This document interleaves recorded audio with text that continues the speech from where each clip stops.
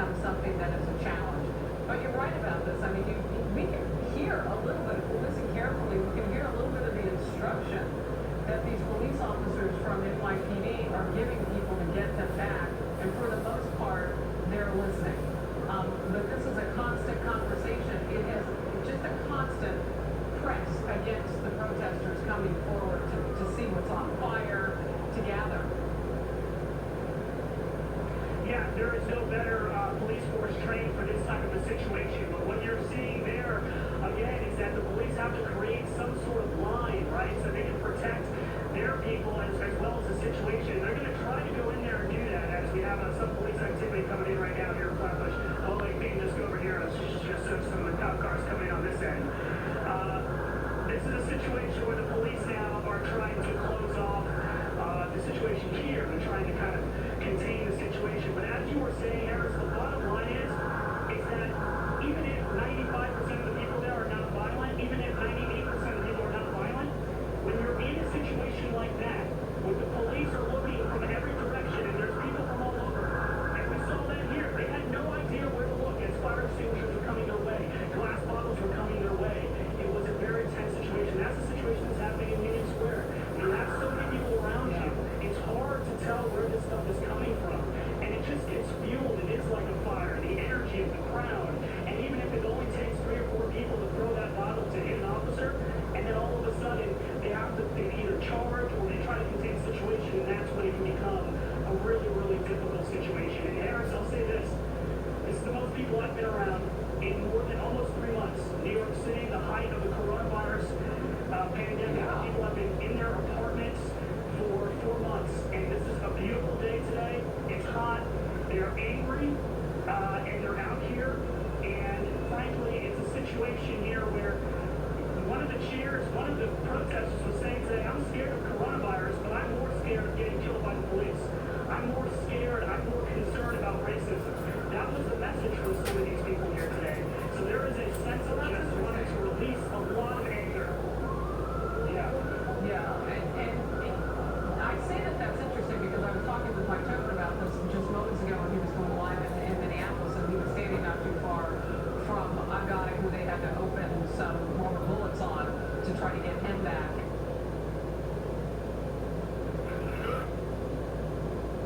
Several days in different cities across America. I asked Mike, how much are you hearing about Floyd and justice? And you can pay your friends back from here. So when someone asks you, where's your bank? You can tell them, here. Inspire local ACE around the block when you need it stock.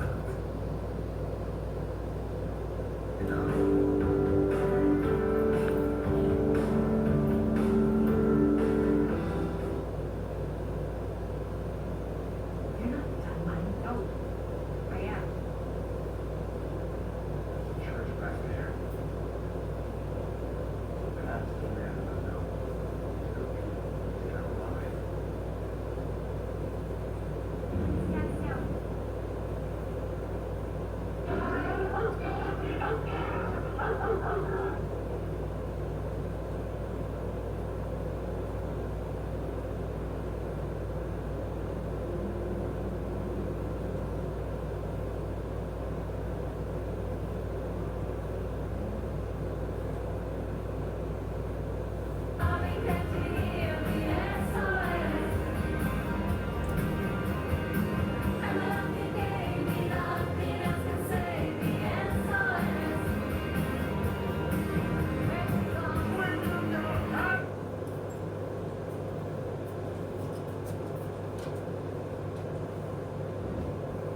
Pete?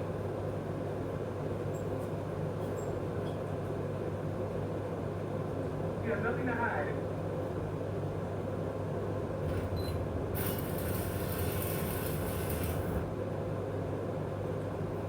Calling.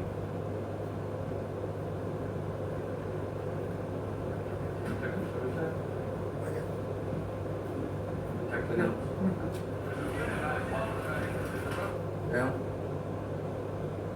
Right there.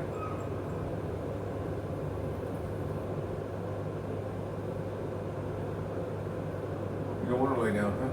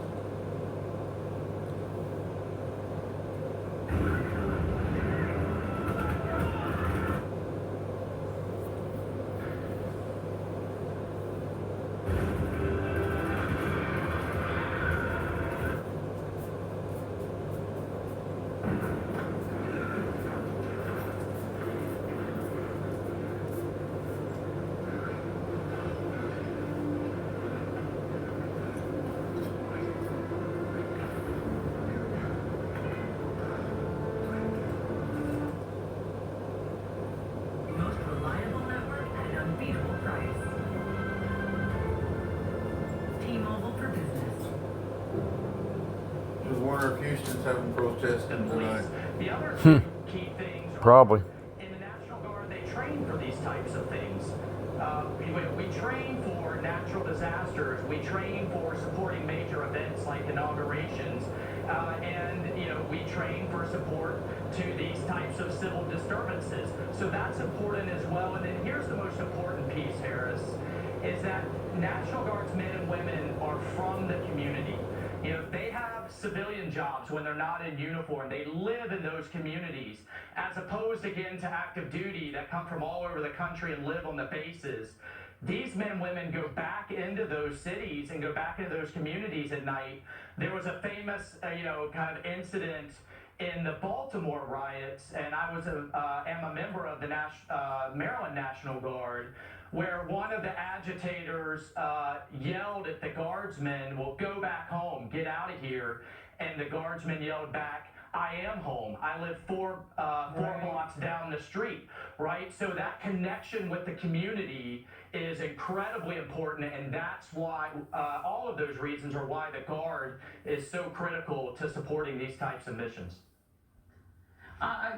Congressman Walz, I just want to set the picture for everybody to be able to see. We are visiting different cities, and so while you were talking, we saw live in Philadelphia, we saw live in Seattle.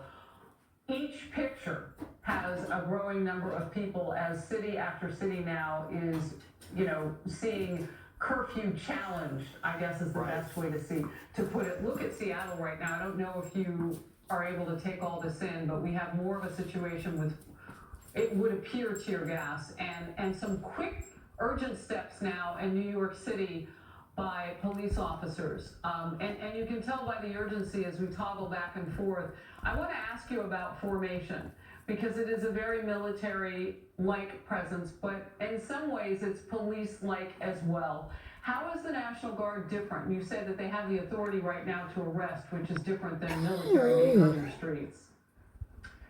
Yeah, so, well, in many ways, the Guard will approach this much like they approach the securing our border mission. They will seek, where they can, to actually take supporting roles, analysis, intelligence, logistics, traffic control points, to free up those law enforcement officers to be out there on the front line as much as possible. We want to avoid situations where you think about the visual of men and women in camouflage uniforms, even though they have the authority to arrest, they like to avoid doing that whenever possible and really leave that to the community police officers. But they can step in where they need to. But, Harris, this is just tragic. I think this has moved way beyond George Floyd. And at this point, I think these communities need to show strength for law and order.